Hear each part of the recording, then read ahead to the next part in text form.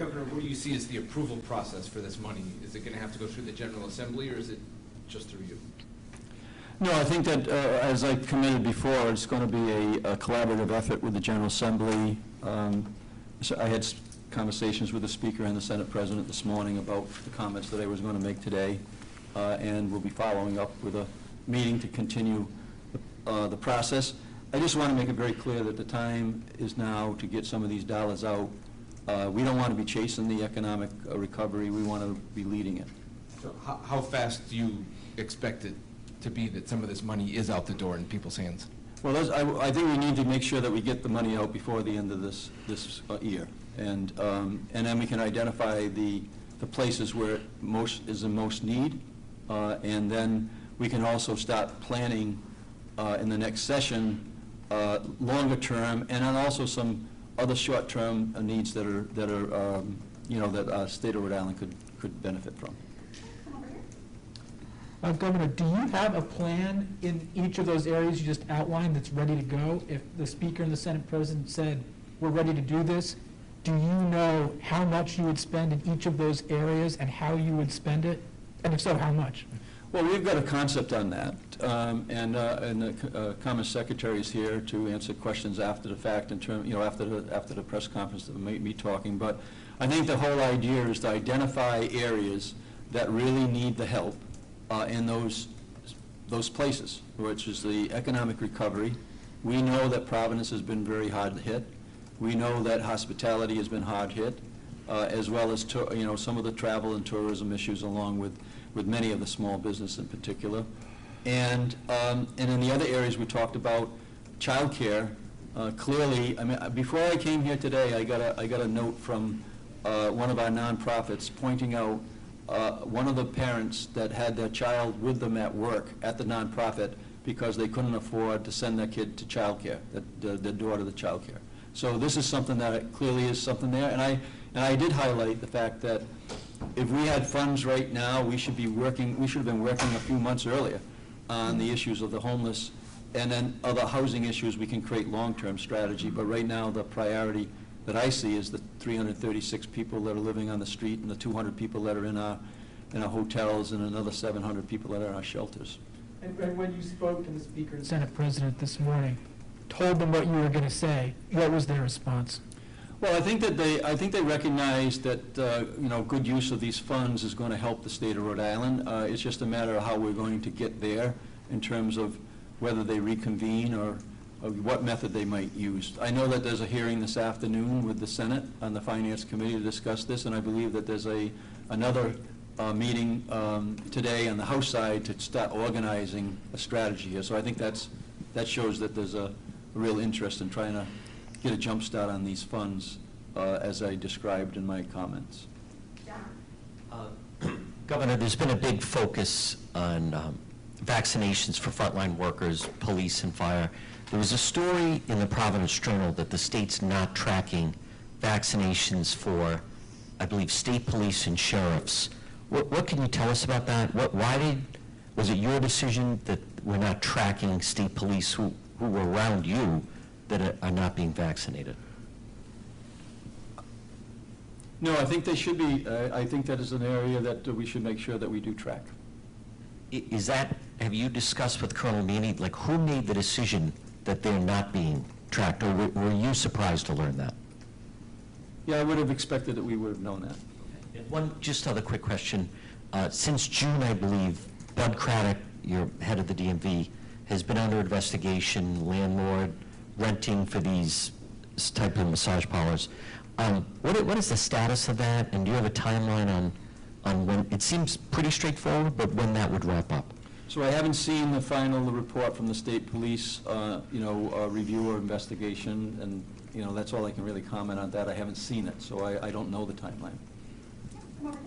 Governor, on October 1st, your vaccine mandate goes into effect, and we've heard concerns from healthcare facilities that they're going to lose at least some amount of staff who are refusing to be vaccinated. Is there a contingency plan in place on October 1st?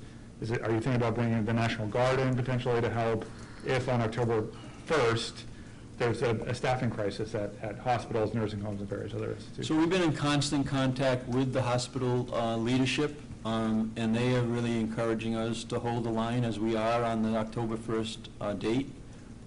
So we will, and they've shared with us that they have plans to do the staffing or to manage the hospitals. One of the things that I would point out right now on the Delta is that we have one of the lowest hospitalization rates in the country, right? So I think that that's really helping them a great deal. And the two areas that we managed were both Elena Slater and our vets home. We're looking at just under 60 people that we are anticipated are unvaccinated at the moment, and we have a contingency plan to fill those places. In fact, the people don't get vaccinated. 60 out of how many people, and has the National Guard come up as an option? So I'm going to be guessing here, but I think it's like 400 people at the vets home, and I think it's somewhere around the same, about maybe 400. No, I'm not sure what it is at Ellis later. It could be, it's several hundred. But that 60 is a total number? Total, yes. All right, Bill? Governor, what about using funds for replenishing Rhode Island's unemployment fund, or any other ideas maybe that have come up that you've kind of assessed and said it's not the appropriate decision?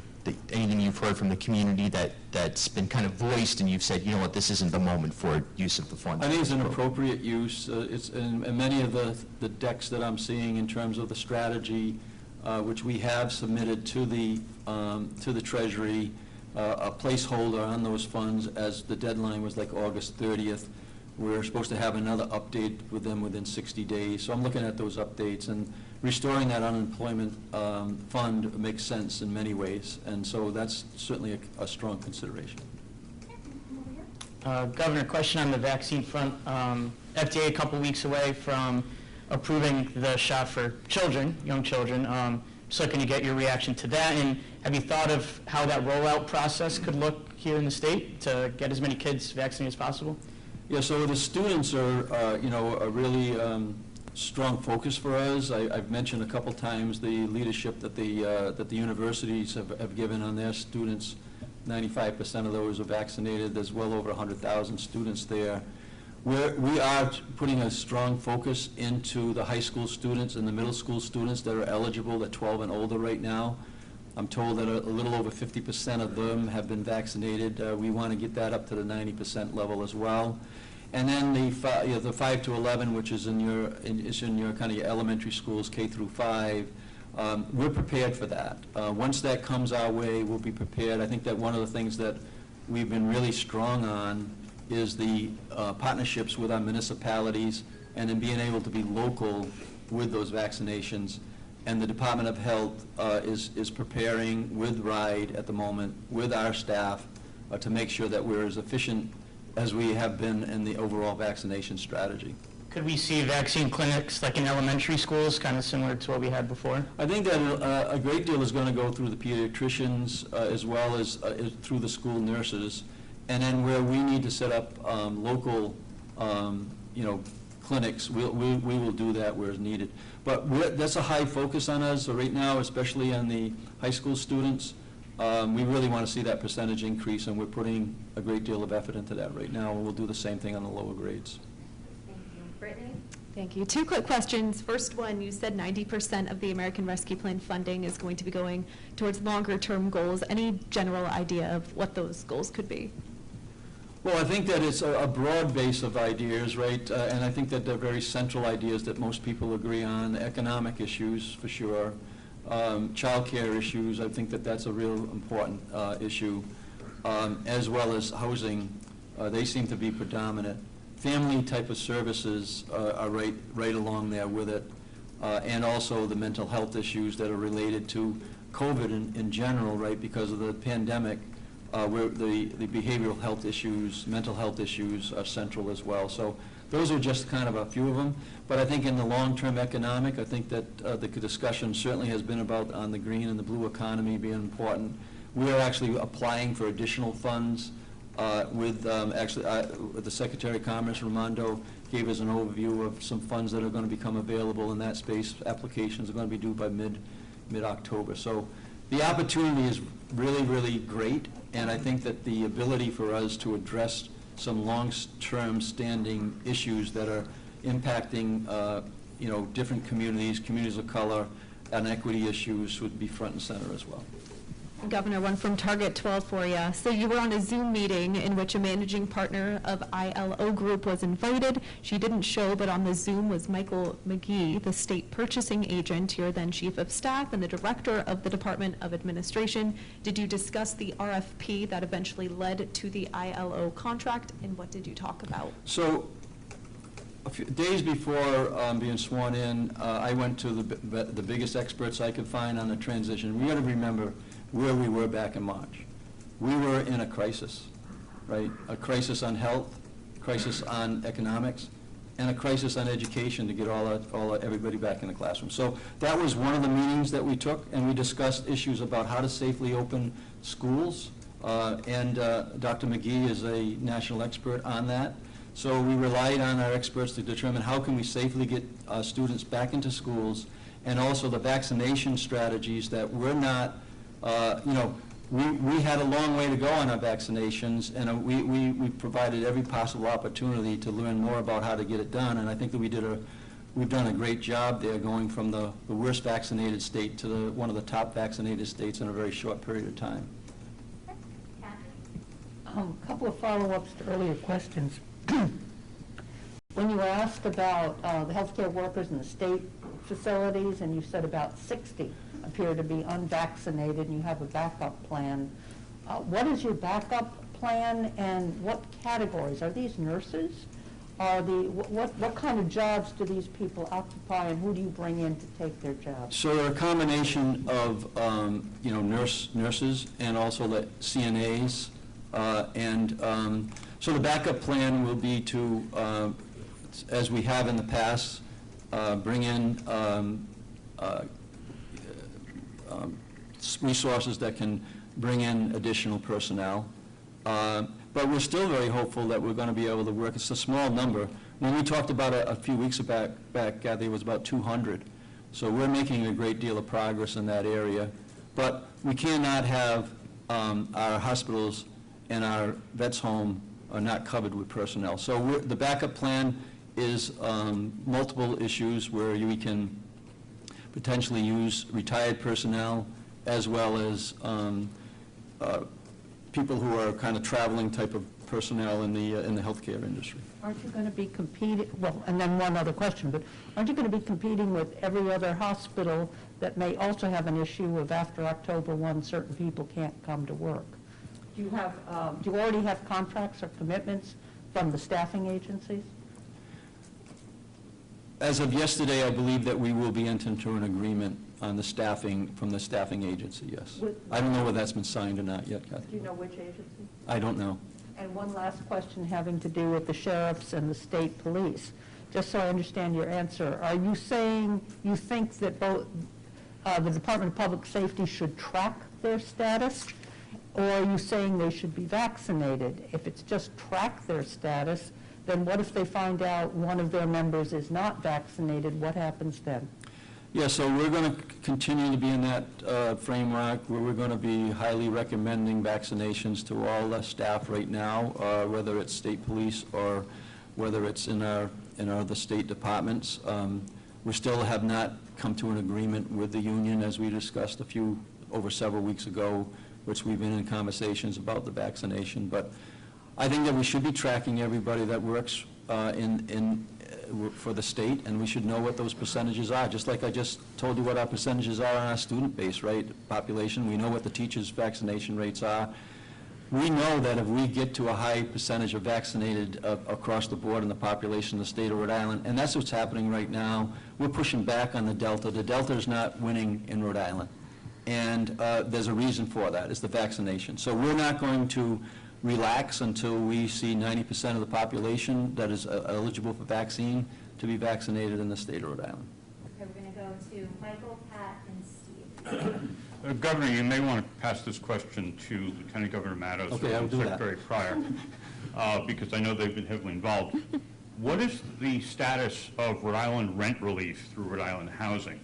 How much of the money that's been allocated has been spent? How much money has been allocated? And what is the average time between application and completion What is the rate of approval? What is the rate of objection? And what resources can you provide for people who are having difficulty navigating the rent relief project? Okay. I'll start.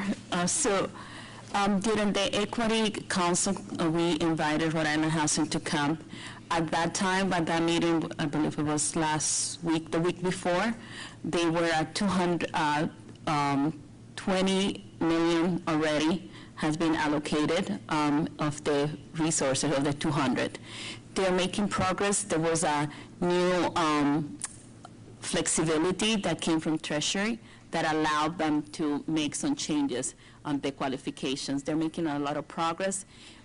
In the conversation that we had with the representatives from Rhode Island Housing, something that was brought up during the conversation is that maybe based on the requirements that Treasury has for the money, there's a possibility that we may not be able to use all that funding, which is an area that I hope that's not the case. We're trying to look for any possible way in which we can make sure that we can commit those funding, so those fundings stay in Rhode Island. Yeah, and I can give a couple updates. I think we're a little over $25 million that has been allocated at a fairly rapid pace right now, and as the Lieutenant Governor said, we've been talking to Treasury and the White House about the complications of the application process. That's been streamlined significantly, a little slower than I had liked, but certainly one that I'm satisfied with.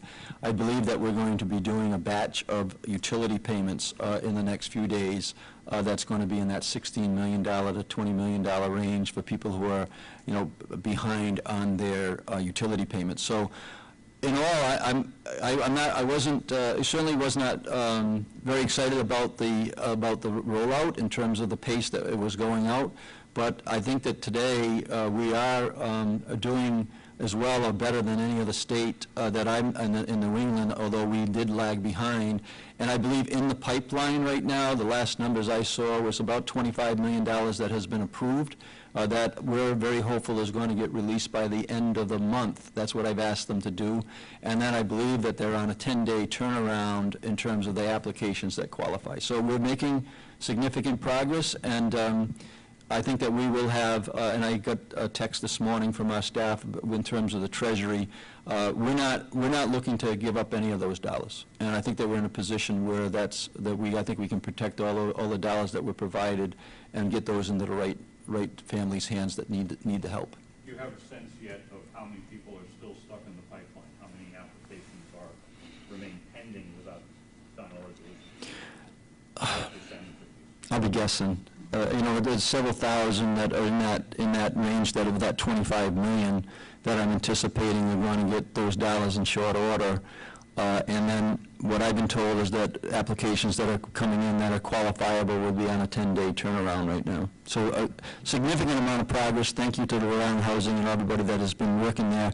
And I would just say to the people who are listening, if you're in a spot where you're having trouble paying your rent, you need to call our office or call Rhode Island Housing. Even if you had maybe had contacted us a few months ago, when things were going a lot slower, I think that we're in a position where I'm fully expecting that a great deal more money will go out before the end of September and then into the fall.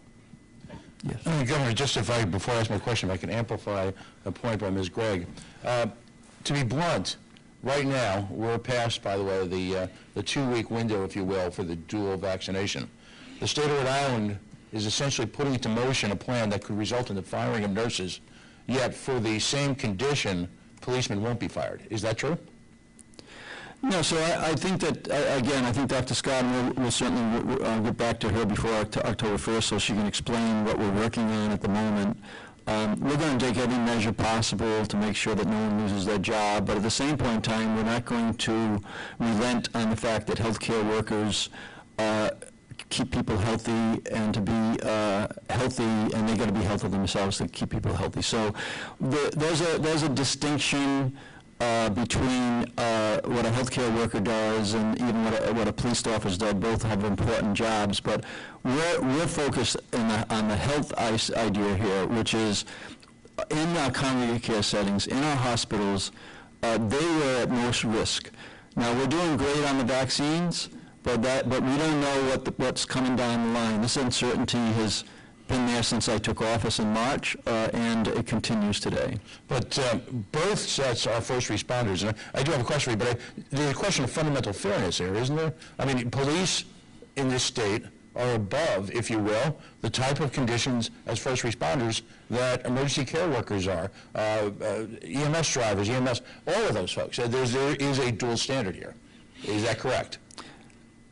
Yeah, there's a difference in what they do, so if that creates a dual standard, then that's correct. I mean, the hospital workers, healthcare workers do different work than public safety in terms of the police. They both respond to accidents. They both respond to a primary. I don't want to belabor that point, but you know, there is. Will police who are not unvaccinated, will police who are unvaccinated be able to retain their employment after October 1st? Yes. Okay. This is by the way, this is the type of issue that's coming up again. Your next question. Okay. I was about to. Yes. I'm getting communications directly with people who, for example, one RN, registered nurse, who just finished nursing school a couple years ago, she's got something called unresolved pericarditis, which is listed on the exemption form. Previously, her doctor had suggested that she not get the vaccination. Now that doctor is unwilling to sign off on the form and is requesting that she seek additional treatment or additional analysis, which of course will take weeks. Is the Department of Health pressuring individual doctors, as is being anecdotally reported, to deny these type of, quite frankly, straightforward medical exemptions?